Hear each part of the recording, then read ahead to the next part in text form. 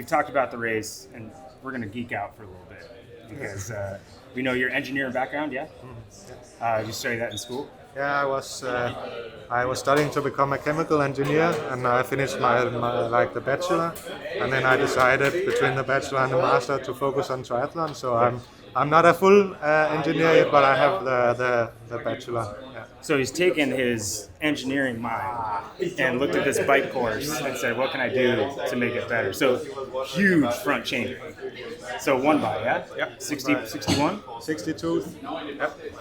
And is it custom carbon? Yeah, so my crankset is all in carbon, and then we've made a special chain ring for that specific crankset to fit it. So yeah. So a normal human being thinks 60. What's on the back? I have also a custom cassette, so I have a huge gear ratio of gears. So it's an 11-35, also 34 lightweight cassette. And I've heard that you were able to cut significant weight off your bike. How much weight did you pull off your bike?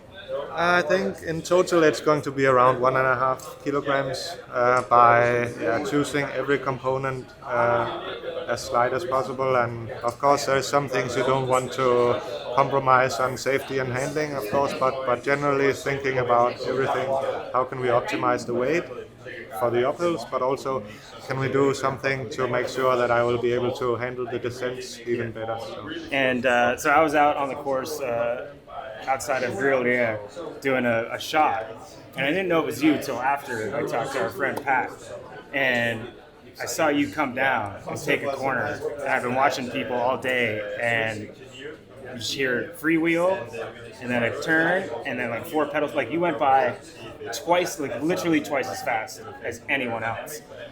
You've been practicing, but what's the geeky tech thing you've got to help you out?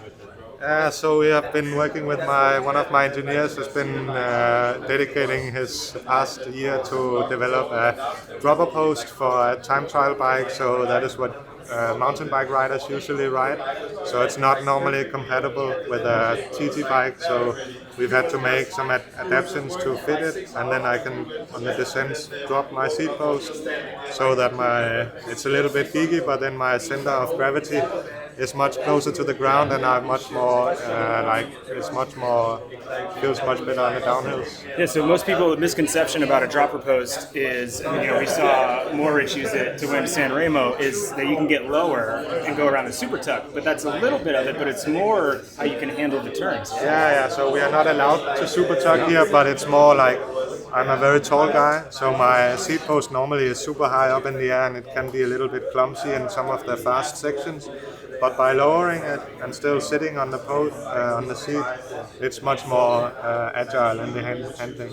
Yeah, and I don't tend to over-exaggerate too often, but how he looked on that 180 was crazy. And it was like I thought it was a pro cyclist. Then I looked, and yeah, it was certainly Magnus. Now let's geek out on Strava. We all use Strava. I heard a rumor, because you got lightweight, we'll go to lightweight first, that you are maybe only a minute off of a pretty good cyclist time on the climb? Yeah, I was doing the main climb in obviously you do it a little bit harder than what is normally Ironman pace, but the pace I expect to ride on race day, and it was pretty fast. Can I say it? From what I heard, it was a minute slower than Romain Bardet's KOM. Yeah, I think so. It's pretty crazy, and that's crazy. And what people think is that maybe your weakness, even though you're a strong cyclist, they're like, oh, he's going to do well on that top section, but he's too big and he's going to lose time on the climb, and maybe he's not good technically.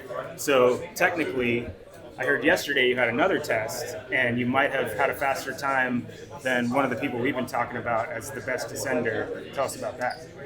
Yeah, I've been testing out the descents with the dropper and without using it, and for sure it seems to be much faster for me. And I can also, the good thing with Strava and is you can compare to people you are following and to everyone, and Usually I've never taken a KOM in my life before on descents, but yesterday I actually managed to to grab a few on the descent, so that was pretty cool.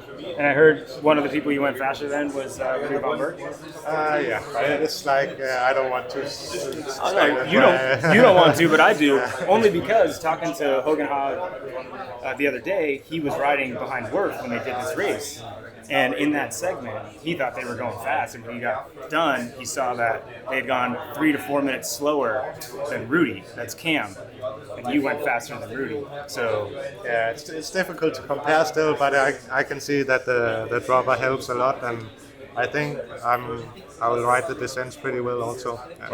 The one thing he's got besides talent is humility, so we're here to say how good he is, but Magnus, you've certainly covered all your bases, and we're super excited to watch your race on Sunday, and thanks for the time. Thank you so much.